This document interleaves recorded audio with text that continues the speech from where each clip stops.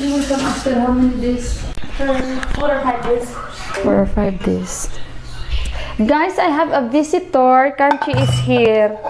Where is my body? It's her holiday. I will let her eat spaghetti because she like also spaghetti. You like Kanchi, yeah? Yeah. Oo, gusto yan na spaghetti, guys.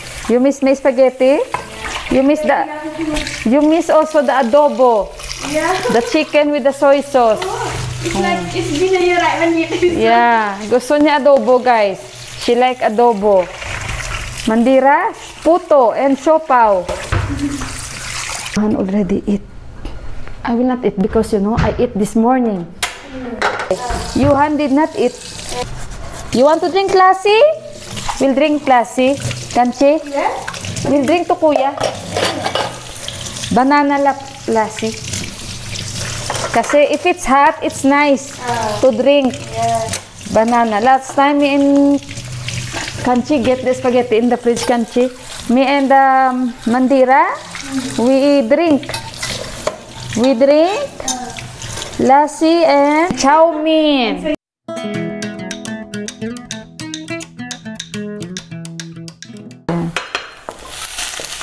Hello? Eh, भाउजूको माथि एकछिन आउँछु मैले ए ल. Okay guys, pakainin natin si Kanchi ng aking spaghetti. Madrink kami guys, we will drink banana lapsi. Kasi pag mainit, Lassi. ay lassi. Lapsi.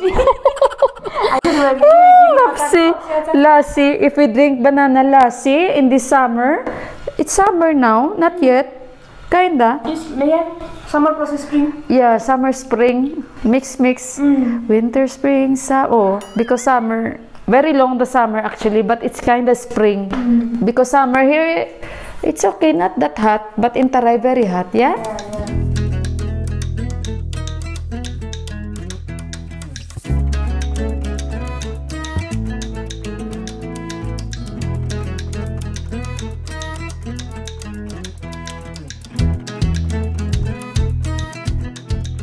Next day. Hello guys! Dito na naman ako kay Kuya. As usual, yung background natin. Bali, the next day na ito guys. So, dugtong na lang ito ng vlog ko. And actually, naka-idlip ako guys, no? I think deserve ko ngayon mag-lassi with ice cream tsaka half plate momo. Naka-idlip ako. Siguro mga isang oras.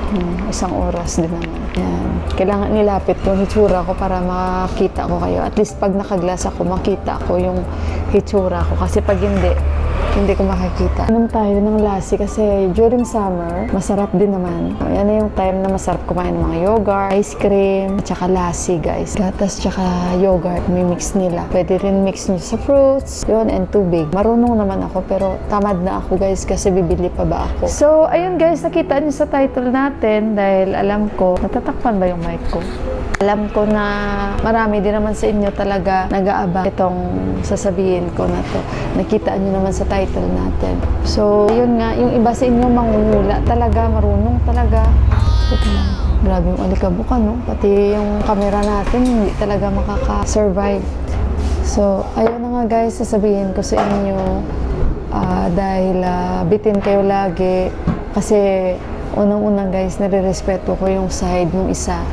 Dahil ako ay nag-aantay lang naman na kung kailan niya gusto ko sabihin, ayoko naman siyang pangunahan, alam niyo yun. And take note, hindi ko po sinabi na may boyfriend or my girlfriend yung mga magkakapatid dahil nirespeto ko yung buhay pribado po nila. And sinabi ko lang nung time about kay Mandira kasi may nag-comment, wala po siyang boyfriend. Okay, nung time na yun, sinabi ko na may kausap lang sa nagugustuhan, na parang alam nyo na, nag-ano na silang dalawa, nagkakamabutihan.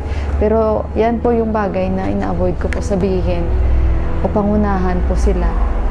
And never ko po sinabi na may boyfriend po siya. Sinasabi ko lang na mayroon na, kumbaga nagkakabutihan na, yung ganon. Pero hindi ko po again binibigyan attention yun sa vlog ko dahil gustuhin ko man pero nahihiya po siya.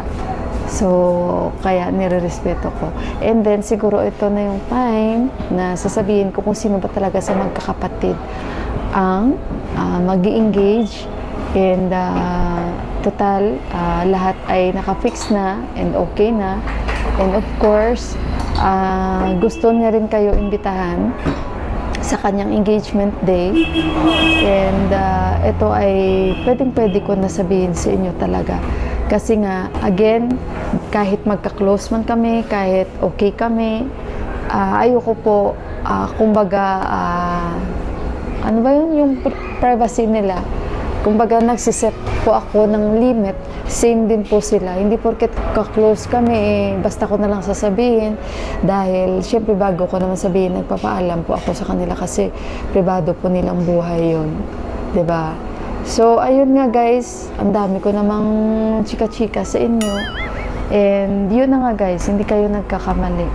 Sa mga team Narayan and team Mandira, and palakpakan po natin yung tamang manghula talaga sa team. Team ano? Okay guys. So, malapit na no? April 16. So, New Year talaga ng Nepal yun nakaset yung kanilang engagement. And hindi po ito fixed. Ito po ay love marriage po. So, ayun. At yun ay walang iba po kundi si Kanchi Mandira po ang i-engage. Okay guys. So, kahapon yung groom dumating. And hindi ko sa inyo sinasabi dahil nahihiya po siya. And ayaw niya po nung time na yun na may boyfriend siya or mag-boyfriend pa lang sila. Ayaw niya po na syempre ipaalam sa inyo or sa akin dahil nahihiya po talaga siya. And kahit sa ibang relatives, hindi niya po yan sinasabi. Kung maalala niyo guys, may vlog ako na sabi ko sa inyo, may bisita kasi kami. Pero kasi nga late yung lalaki. Kasi nga, pinakilala niya sa amin yung lalaki. Actually, mas nauna pa namin makilala yung lalaki kaysa sa kanila ni Uncle tsaka ni Auntie. Kasi wala man si ni Auntie dito. Pero si Uncle nakilala na niya.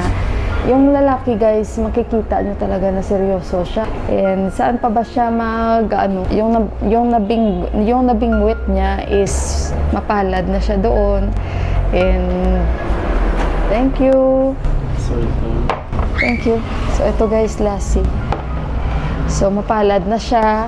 And lahat nandiyan na. Napaka mapalad niya. So yung lalaki is parang matanda lang siya kay Mandira. Si Mandira kasi is 26. Yung lalaki, I think 28. So hindi naman nagkakalayo. Love marriage po silang dalawa and nasa may 1 taon pa lang yung kanilang relasyon. Inom muna tayo. With ice cream naman ito. Kahapon, uminom kami ni Kanchi, banana yun. Ano muna tayo ha? Mag-inom. Si Johan naman ang inom niya ito, then Lassie with ice cream. So, ayun guys. At parehong cast ito. And marami pa ako actually gusto ikwento sa inyo eh. Pero ano muna tayo? Actually, yung ibang mga relatives hindi pa nila alam, mag-engage na kasi hindi niya talaga pinapaalam. At malalaman din naman, like sa ngayon, nalaman nyo na. And ibang mga relatives tatawagan na lang sila. Actually, si Kanchi, sinasabi niya talaga sa akin kaysa kay Deepak dahil niya. And may mga times na talagang sinikreto niya yan. Sinikreto niya sa amin, hindi niya sinasabi. Pero sa akin, umamin talaga siya nung time na yun. And hindi niya yan tinago sa parents niya, sa kapatid. Dahil yung lalaki wala man dito. Tapos nung umuwi yung lalaki, talagang parang yung lalaki, nung magkaharap sila ni Deepak, nervyos talaga yung lalaki that time guys. At saka sa akin din, pumunta sa ng bahay, nagluto ako. Yun, pinakilala niya rin sa papa niya, sa kay daddy niya. Kasi nga gusto ng lalaki makilala ang buong pamilya. Gwapo ang lalaki guys. At saka nagtatrabaho na siya sa UK. And marami kami napapag-usapan ni Mandira dahil nga nalulungkot siya. Ito talaga first love ni Mandira. First boyfriend niya, first love at asawa niya talaga. Ayaw niya kasi guys sabihin na may boyfriend siya dahil baka hindi rin sila magkatuluyan. Yung sarap ng ice cream. Gusto niya sabihin yung sure na talaga. At saka ayun, baka pupunta rin siya ng UK. Ayun. So sa mga naghula ng tama, believe talaga ako sa inyo. Natatawa ako. Sarap. Magpuputo sana ako sa kaso tinatamad ako, wala akong butter. Kaya sabi ko, next na lang. Sarap ng ice cream. Sa Wednesday pa yung last exam nila niyon. So, happy na kayo? Si Mandira yung ni-engage. Ayan na ha. Pasensya na kayo kung hindi ko naman agad sa inyo sinasabi kasi ayokong pangunahan si Mandira, guys. So, dahil pwede ko nang sabihin and confirm na. And, ayun. Allowed ko nang sabihin. Kaya, ayun. Umuwi ditong lalaki last year. Yun nga, nakilala namin. Tapos unti-unti niya nakilala yung family. Ang mangyayari, engage sila, ikakasal sila sa korte. Yung culture marriage, hindi pa sa ngayon. Baka after na yon. So yan muna yung update ko sa inyo. Basta at least alam nyo na. And hindi po sinarayan by. And wala pa po. Ayaw pa ni narayan by. Naunahan pa siya ng kapatid niya. Pero alam nyo ba, kung in case man magpakasal si narayan by, di ba sa atin sukob? Dito, bawal yung, for example, dahil kuya si narayan by, for example, siya yung ikakasal, no? And si Mandira may balak din siya magpakasal, hindi siya pwedeng magpakasal. Pero, kung bunso yung mauuna or younger yung mauuna, guys, pwedeng magpakasal yung matanda, yung mas nakakatanda. Kaya si Mandira yung kinasal, kung balak ni narayan by or kung gusto nila i-arrange si narayan by, kung uuwi man siya this year at gusto siyang i-arrange, ikasal, pwede silang, sa isang taon, pwede silang magsabay ikasal as magkapatid. Pero kung mauna yung kuya or ate, tapos ikakasal yung bunso, mahuli. Hindi pwede mahuli ang mga bunso. Dapat mauna yung mga bunso. Ganon sa culture ng Nepal. Di ba sa atin hindi pwede? Kasi sukob yun. Dito, ganun. Pwede silang ikasal. Basta mauna lang yung mas bata. Ang tagal pa ng mumu ko kasi ini-steam pa. So, ay, 4 o'clock na. So, happy na kayo ha. Sinabi ko na sila. I think nandyan yung mumu ko. Yata. Thank you. Ito na guys. Ang sarap kasi yung kanilang ano dito. Achar. Kain tayo. May nag-PM sa akin. Mainit-init. Kain tayo. Let's eat. Update ko pala kayo about sa rally. Wala na. Tahimik na sila. Back to normal na. Na, kain. Yung half plate, 5 peraso lang siya.